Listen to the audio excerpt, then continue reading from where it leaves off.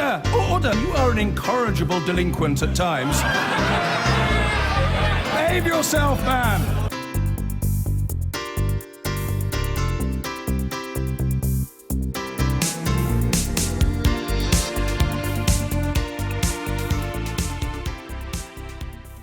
Junior doctors in England have overwhelmingly voted in favour of going on strike in their dispute with ministers over a new contract. That is absolutely astonishing. 98% voted in favour of a full strike, 99% in favour of action just short of a full strike, and that latter category is the one into which the first action will fall, scheduled to unfold on the 1st of December. That's next month, of course. Junior doctors will staff emergency care, but nothing else. Of course, a week later, and then 8 days after that, on the 8th and 16th of December, the plan is to have a full strike.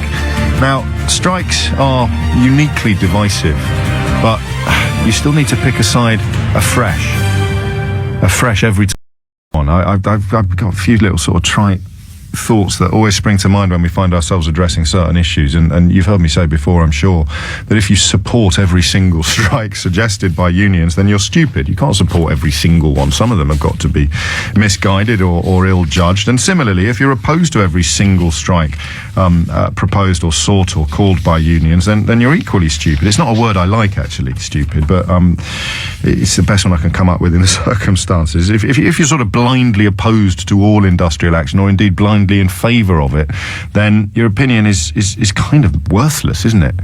But I say that in the full knowledge I can't off the top of my head remember the last industrial action to which I was diametrically opposed.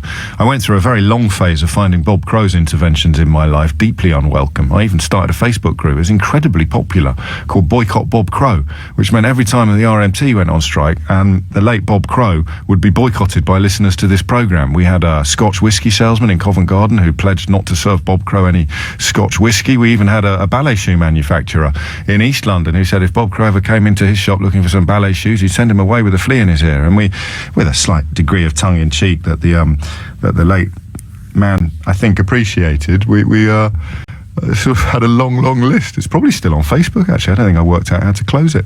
I digress slightly. The point is that I wasn't a slavish supporter of all RMT actions. And I do understand why, although I don't agree with them, I do understand why Conservatives are very keen to bring in this notion of mandate. Boris Johnson, elected by a relatively tiny percentage of Londoners, feels passionately that unions shouldn't be able to go on a strike unless it's supported by I think turnouts have to be over 50%, and then you have to get over 50% of the over 50%. At the moment, seriously, you can have a union with a membership of 1 million, a strike ballot to which 3 people respond, and if the result is 2-1 in favour, you're going out, it's 1 million people who could conceivably be called out on strike. I've always thought that if you don't vote, it means you're happy to go along with the majority decision, and the majority decision is usually going to be determined by the people who care the most about the issue. But I do get the logic of mandate-based striking. I just see it as another chipping away at the already massively diminished rights that working people in this country have when they want to stand up to their employer. It's a hell of a lot harder to do that now than it was when we were kids. That's an astonishing statement when you think about it.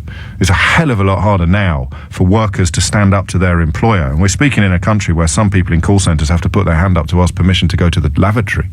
That's the country we've created, partly because unions have been so effectively castrated. And don't ring in to tell me that they brought that castration on themselves. I know that in many cases they did. It's all about the pendulums. Pendulum had swung way too far by the end of the 70s in favour of unions being able to bring countries to its knees, but now it's swung way too far in the other direction in order to allow employers to sort of stick people on 0-hour contracts and minimum wage and effectively have them as indentured labour. I digress slightly. We're supposed to be talking about doctors. Nas, 8 minutes after 11 is the time. I'm interested in your views on the strike, which you would have had before today's result. And at risk of sounding like I'm discouraging people from ringing in, I am absolutely fascinated to know if the turnout, if the strength of the vote is going to shift your position at all. I find myself, even by the standards of the current cabinet, I find myself deeply disturbed to think of Jeremy Hunt being in charge of the National Health Service. Deeply disturbed. It's probably unfair. I've never met the man. But my goodness me, the image of him hiding behind a tree from journalists when he was arranged to come to a meeting with Rupert Murdoch, just as at the end of a press conference. He was supposed to come to a meeting afterwards, and he sort of saw this. I don't know what the collective noun is for journalists, and don't write in to tell me, because it will probably fall foul of my anti-obscenity software. A gaggle, perhaps? A gossip of journalists? I don't know. And he saw this crowd of journalists on the steps. I think it was somewhere down by Charlotte Street, off the top of my head. And he tried to hide behind a tree. He sort of walked, got behind a tree and stopped walking. And I know it's one anecdote and it's one person. I've got plenty of other reasons to be unimpressed by him. But I can't help thinking that he's a difficult man to trust. So when he said we're giving them an 11% pay rise, and junior doctors rang this programme in their droves to explain they were actually getting a pay cut, I thought, oh, problem. And then, of course, people will say, well, it's not supposed to be about money. It's supposed to be about safety. And I think, and this is where I will need your help, doctors, 0345 6060 973, I think the safety issue is quite easily understood as if you want to carry on earning the same income you're earning now, you're going to have to work even more hours, because you're not going to get double bubble for your overtime at weekends or 9 o'clock at night, as you should, as you signed up for. So if you want to carry on earning the income you currently earn, which is far from jackpot territory for the massive majority of these people, then you're going to have to work even more hours. Our junior doctors are among the most overworked in the world, and in order to sustain their current levels of income, they're going to have to become even more overworked, and making them even more overworked will compromise patient safety. That's their argument. So yes, it is linked to pay, but not in a way that looks either greedy or acquisitive. You can tell I had my mind made up, can't you, before this strike ballot result was in.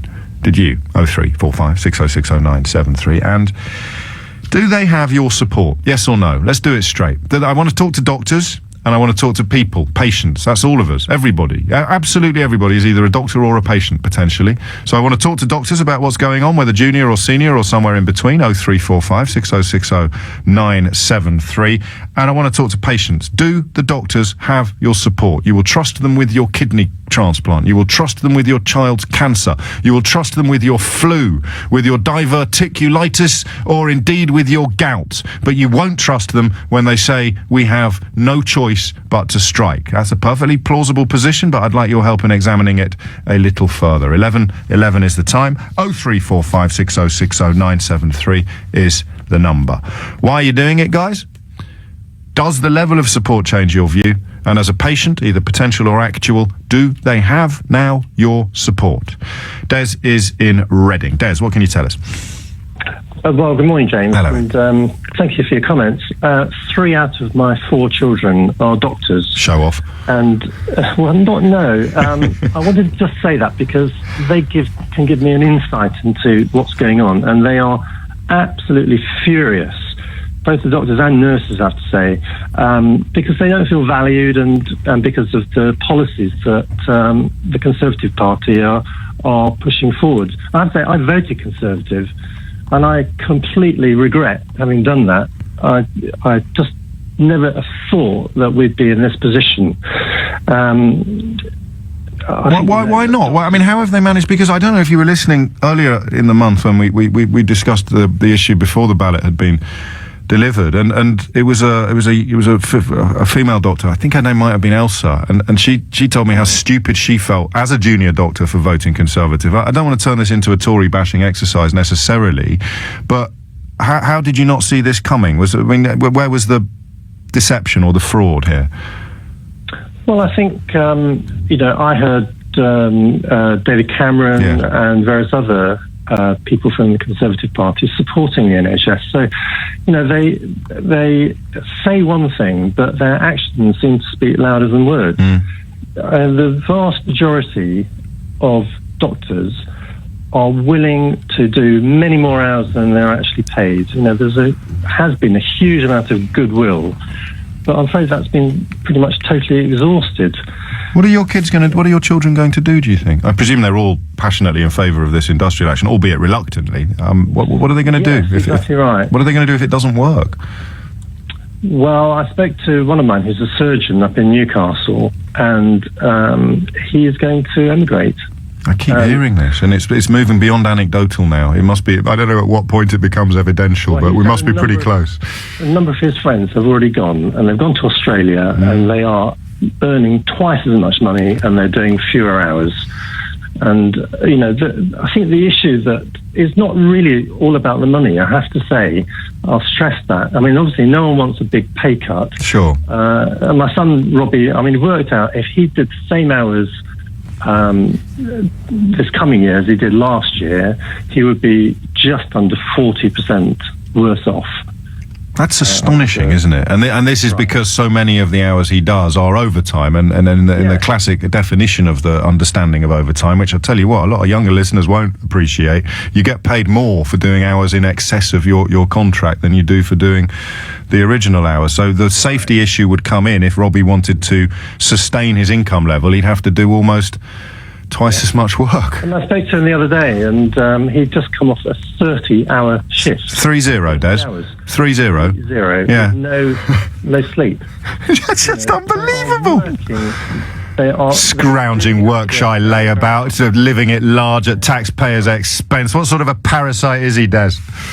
Well, I think part of the problem is, obviously, the Conservatives have a mandate for this 7-day working, which on the face of it, sounds quite good, Yes. Everyone would like that. The reality is that there is already 7-day working. If you fall ill at the weekend, you will be admitted and you'll be looked after. But the difference is, I had a knee operation three weeks ago for a cartilage repair. And, I don't have to go in at the weekend for that. I went in during the week and was treated brilliantly. And, if you've got cataracts, loads of things that people go into hospital to have treated are, as they call it, elective surgery or treatment. It's not an emergency. And that is what most people go into hospital to have done during the week. Sure, and I think reserved when you're very ill, when you're very poorly. Well, it's been further. That's exactly right, and it's been further debunked. But it hasn't stopped Jeremy Hunt from continuing to bang the drum. You're also, in terms of A&E goes, you're a heck of a lot more likely to present with something potentially very, very bad at the weekend than you are in the week, because quite often everybody knows you'll say to yourself, "Oh, it's all right. I'll get that sorted on Monday. Or I'll get that sorted on Tuesday." If you're going in on Saturday or something, busy, at weekends, but they staff to cope with that. And the reality is, if Jeremy Hunt wants to have full 7-day working, then the existing number of doctors are going to have to be stretched even more thinly during the week. And their numbers might be diminished. If your children are an example, they'll be actually fully qualified. End of their training, they'll be leaving. Des, can I ask you a cheeky question? Yes. What does your fourth child do? Well, I'm afraid he's the black sheep of the family, and he's a lawyer in Hong Kong. It's 11:16. James O'Brien, weekdays 10 till 1 on LBC. 21 minutes after 11. Who does confusion help? Does confusion help the people who support the junior doctors' decision to strike, or does confusion help the people who oppose it? I would go all in on the latter. And Graham points out some of my own confusion on this from Bushy. Please don't call the additional pay overtime, James. It's additional pay for having to work antisocial hours, which is set out in their rota and which they have to work under the terms of their contract. The term overtime refers to additional time over and above your contracted hours. My daughter is a junior doctor and voted to strike, and my son will be one next year and would have voted to strike if he had been allowed to vote.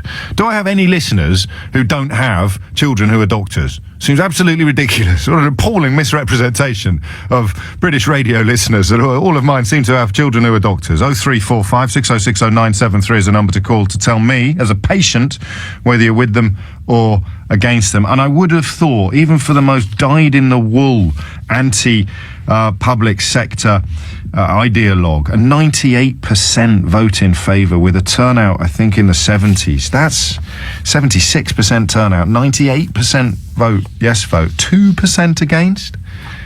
And some people have been describing these, some militants are leading the doctors. 98% of people who cast a vote in this, I think you could fairly say 98% of people who understand it best have said yes. How could you possibly stand against them? If you do, we won't fall out, I promise you. But if you don't, I can't help thinking that you've got right on your side. Rachel's in Hendon. Rachel, what would you like to say? Hi, James. Thanks for having me on again. Welcome. Hi. First of all, there's a few issues that really, I'm a junior doctor, and it makes me really, really irate. First of all, yes, there is an element of pay being an issue here, because let's be honest, who in their right mind would work? You're not moving a patient around at the moment, are you, Rachel? I'm not. No, I mean, I'm just pulled over to the side of the road. I've got my 6-month-old baby with me. Okay, carry on. Another reason why the whole thing has really annoyed me, but I'll get to that in a second. So, no offence, but junior doctors, and any doctor, in fact, could have done any degree they wanted. We were all high achievers. We've all worked really hard throughout school, throughout college, university, to get where we are. I could have done any degree. I could have gone and done banking. I could have gone and done economics. And my salary would probably be 3 or 4 times what it is now, and I wouldn't be working half as hard. So it's not just about the money. There is an element, yes, because we all need to live somehow, don't we? We all have mortgages to pay. A lot of us have childcare to pay for. And by the way, when I go back to work full time, my childcare will be about 90% of my salary, and I've been a doctor for 8 years now. And what is your annual income, roughly, if that's not an impertinent question? So my annual income, my base rate is about £38,000. And you've been a doctor for 8 years? Yes. And that starting rate would have been probably £10,000-15,000 less than that. Are you sure that's a 6-month-old baby in the back and not a small elephant? There it goes again. That's my windscreen wiper. Oh, I see. Good God, it's all happening in Hendon today. Yeah, but what frustrates you the most then, when you turn on LBC and you hear the decent people, voters who've been persuaded by the government's rhetoric that you're all a bunch of militant, greedy lefties who are trying to get paid a fortune for doing nothing? What frustrates you the most about that? The frustration is that a lot of the NHS is run on the goodwill, not only of doctors, but of nurses and, other healthcare professionals. If it wasn't for the fact that we put in every single day more time than we're paid to do, the whole thing would come to a standstill. That's number one. Second of all, like I said, the pay thing. I mean, if I wanted to be rich, I would not be doing medicine. I can tell you that right now. Third of all, it's like, I just find it really difficult will still continue to listen to this government, who have gone back on practice already within a few months. Absolutely every important thing, any pledge they made before they came into government as a sole party. Look at what they've done with the tax credits. They're sociopathic, James. Did you vote for them? No, I did not. All right. Because the strange message coming in now for doctors who did. We heard from Des, whose 3 children are doctors. He said he felt stupid for voting Tory. We heard from Elsa last week when we were discussing this, or the week before. She said exactly the same thing. And I know I'm a student of divide and rule politics, but a lot of people say, so when you thought the cuts weren't going to affect you, you were happy to vote for them. But now that they are, you feel stupid. You don't have any sympathy from me. Yeah, absolutely. And I'll tell you one thing, James, because I'm convinced, and I'm sure many other people are, that this whole thing with the NHS is one step in the road to privatisation.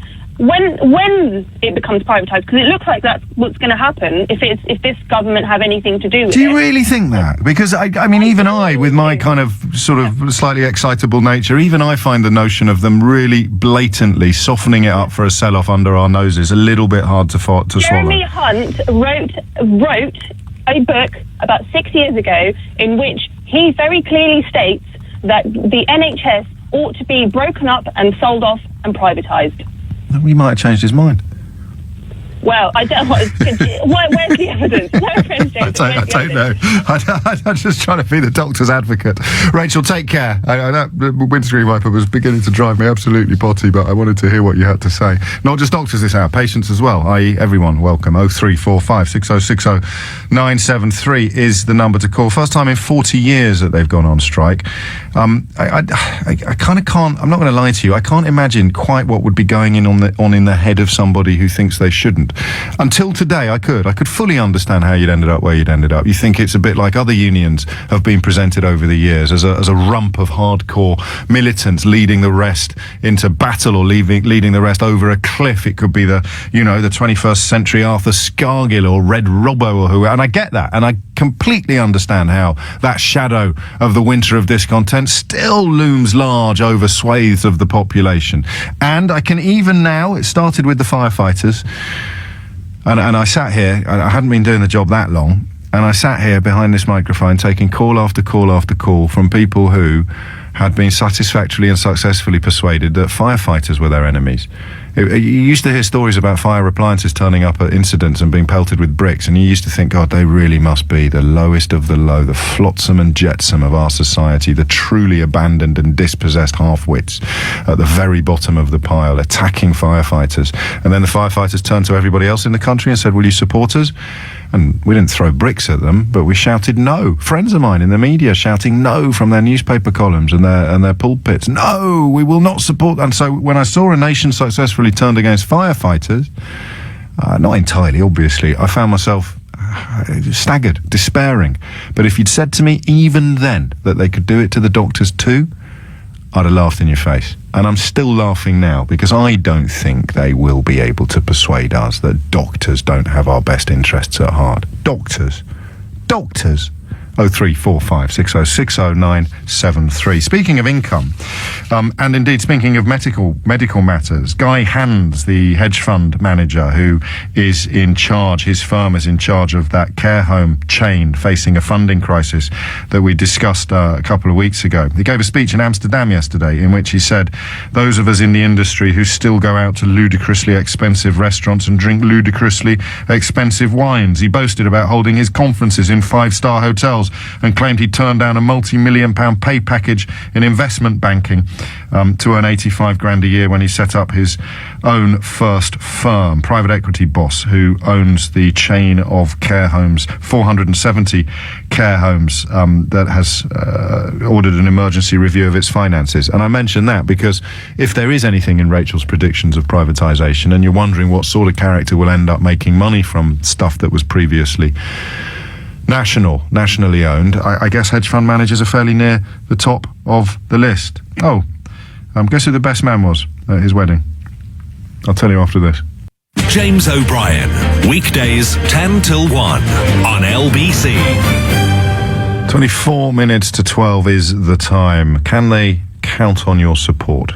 The junior doctors have voted overwhelmingly for strike action. 98%, first strike in 40 years. 76% turnout. A few of you suggesting that the Conservatives will probably introduce legislation soon that demands a 99% yes vote before strike action can be legal. I would laugh, but it's not entirely implausible.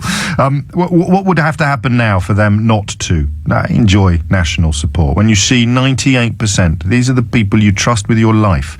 Surely you trust them with this. Krunal is in Cambridge. Krunal, what would you like to say? Good morning, James. I echo some of the views that you've expressed about the dispute with the government regarding this. Obviously, the result isn't a surprise to me. It's not a surprise to any of my colleagues. There's not been a single junior doctor I've spoken to over the last few weeks who hasn't been so angered by the government's approach to handling this negotiation. But really, so you're unsurprised by 98? You didn't think maybe 80, 90, 98? It's really close to unanimous. I'm disappointed it wasn't 100%, James, but you should have got Vladimir Putin involved. 98 is good enough, considering that this current government was elected on a 23% mandate from the public. Yes. So I think it's sort of as good as we can hope for. But it doesn't take away from the fact that it's deeply disappointing that it's got to this stage. I mean, I'd never considered it when I was at medical school, and in the 10 years I've been working as a junior doctor, that it would ever get to a point where doctors would strike. But we really, really feel that if the contract goes ahead, it's just going to be the start of the breakdown of the NHS. So what would be the next chapter? What would follow upon this that you can use now to sort of give the rest of us a dose of the heebie-jeebies? With regards to averting a strike, you mean? No. With regard, you think this would be the first step in a process? What would subsequent steps look like? Yes, so what would happen is that at the moment the government portray the idea that we need to reduce the funding in the NHS as part of their austerity measures. What they don't tell you is that the United Kingdom basically spends only 8.5% of their GDP on health, which is actually the lowest from any of the economically developed nations. And yes. Despite that, still has the best healthcare service in the world, as suggested by recent international studies. Now, so in terms of efficiency is the point that you're making. Health spending as a percentage of GDP, public health spending as a percentage of GDP in Britain is lower than Japan, France, Germany, and remarkably, it's around about the same as the United States. But of course, they spend the same amount again privately. They spend total. If you look at their public and private expenditure, it's double us. The USA spends 3 times as much of us as we do.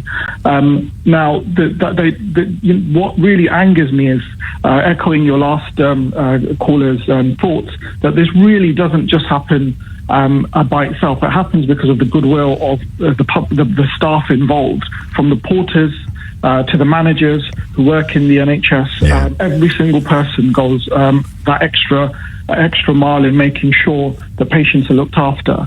Now, the way that the government's gone about in devaluing junior doctors, I wouldn't be surprised if they move on to other aspects of healthcare professionals in the hospital in a similar way, will really take away the feeling of goodwill that staff have. And already we're seeing a mass exodus of doctors leaving to places like Australia and New Zealand, as well as Canada, where doctors are actually paid maybe 2 or 3 times as much as they are here. Now, this means essentially that there won't be people at the front line being able to examine and assess and treat patients. And inevitably, more and more mishaps will happen, patients will come to harm, and this will be the start of a process that the government will simply hand over sort of groups of hospitals to private companies. Because the standards will slip as a result of defunding, and then they will point to the slippage and say that's a result of your lot, and that's why we're handing it over into private sector. I'm a bit naive, I accept that, and I'm a bit of an idealist, and I'm familiar with Noam Chomsky, whose model for privatisation is pretty much identical to what you've just described. But I look at these people, I occasionally meet them and interview them, and I just can't believe that is truly what is lurking behind the mask. Does that make me a muppet? No, it doesn't make you a muppet. It means that you, as do many of us, don't wish to believe that anyone would like to see the NHS disappear in its current form. But if you think about the actions that they're taking, and the fact that they're well aware that we spend 8.5% of our GDP on health, yes, they have in real terms dropped the funding for health. They say that there's an £8 billion because over the current parliamentary period, but it's actually not. That's actually a 22 billion deficit. Because the originally proposed funding was 30 billion in the current parliament. Now, so by bringing these headlines that we are investing 8 billion into health over the next parliament, these are all headline figures that the right-wing media take and display to the public, because if actually people knew what was actually happening and were able to grab the headlines in their original and their real and accurate form, there would be a mass outrage, and obviously in order for that would not be allowed to happen. So this is just a very clever way of dismantling the health service as we know it, and which is why there's a 98% mandate, because we recognise this. If you're going to spread doctors thinly from a 5-day week and have more doctors on a Saturday to syringe people's ears and do elective procedures, then essentially what you're doing is taking away the doctors from a Monday or a Tuesday. That doesn't improve the care of patients overall. No, of course not. And that's like the oyster knife, isn't it, that they've used to prise open the shell, because the public seem to have swallowed this 7-day operation, or more likely to die on a Sunday. I mean, sometimes when you hear the sort of demagogues of the right doing Rupert Murdoch and David Cameron's bidding, you do actually wonder whether or not they're just on loop, they're just repeating the same slogans again and again and again. But then you hear the slogans being repeated back by the viewers or the readers or the listeners, and you realise why they do it. That's how it works. Of course, these doctors shouldn't be going on strike. You're more likely to die in a hospital at the weekend than you are in the week, and that's the end of the debate as far as they're concerned. Exactly, and that figure and that study that he keeps quoting, Mr. Hunt keeps quoting again and again, the conclusion of the study is that you can't. It would be naive and premature to try and say that because patients are admitted on a Saturday, that therefore the reason is related to a specific cause. It's multifactorial. Patients usually don't go in on a Saturday to have an elective operation done. So what they usually go in for a Saturday is something more serious than someone who goes in on a Monday. By definition, Doctor. It's crazy. Can I ask how much you earn? So my basic salary, and this is after 10 years or 6 years of medical school and 10 years of working, my basic salary is 48,000. So I'm not, I'm not debating. I'm not sort of disputing the fact that at the moment I get paid relatively well and I can live within my means. But am I as well off as my friends at school who did law, who did banking, who did finance, who did all these other things? Law, banking, finance, making money for investors at every turn. Do you know how much you would need to earn to buy in many parts of London? I appreciate you're in Cambridge. If you were a first-time buyer trying to purchase one of the government's new starter homes, guess what salary you'd need to be on? I don't know. By all means, tell me. £100,000. Okay, so I mean, I've been priced out of London. There isn't a way. And you're a doctor. Yeah. £96,000 deposit as well, just to really ruin your day. It's 11:44. A few of you have pointed out I haven't revealed who this tycoon who's been boasting about his lavish lifestyle while thousands of his firm's care residents fear a funding crisis will close their homes. Who do you think was best man at his wedding? Now, what happens when I do the news is the Axel, who's in charge of all the technology and the buttons in the studio, he says the name of the newsreader in my ear so that I go, and here's Lisa Aziz with the news. So at the end of the last segment of the programme, I went, and who do you think it was? Guy Hans's best man. I'll tell you after this. And he said in my ear straight away, he said, who was it who was doing the news? He said, Ros Unwin. And I so nearly said, no, William Hague. I could categorically tell you William Hague will not be reading the travel news. And speaking of news, I'll speak in a moment to the Deputy Chair of the Junior Doctors Committee at the BMA, but just before I do, I occasionally muster up enough confidence to try to tell you how journalism works. There's a story in the Times today under the headline, Doctors Called Scabs for Opposing Strike. Now, it struck a funny note with me when I read it, I have to be honest, but I didn't realise why until I saw the result of today's strike ballot. Not the fact that the doctors voted to strike, but the fact that 98% of votes cast, with a turnout of 76%, 98% of votes cast were in favour of strike action, very reluctantly on the part of almost all of those voters. It would be reluctant. No doctor votes to go on strike with a happy heart. And so what's odd about this story in the Times, James? Doctors called scabs for opposing strike. Well, scabs is very much the vocabulary of the 1970s, the vocabulary of the violent picket line. And I suddenly penny dropped then during the travel news. Junior doctors who do not want to strike are being branded scabs by other medics, it has emerged, as a vote was today expected to... It has emerged? And usually in a story like this you'd get, said the employers' organisation last night with lots of it. So it has emerged. So then you read down into it a bit further.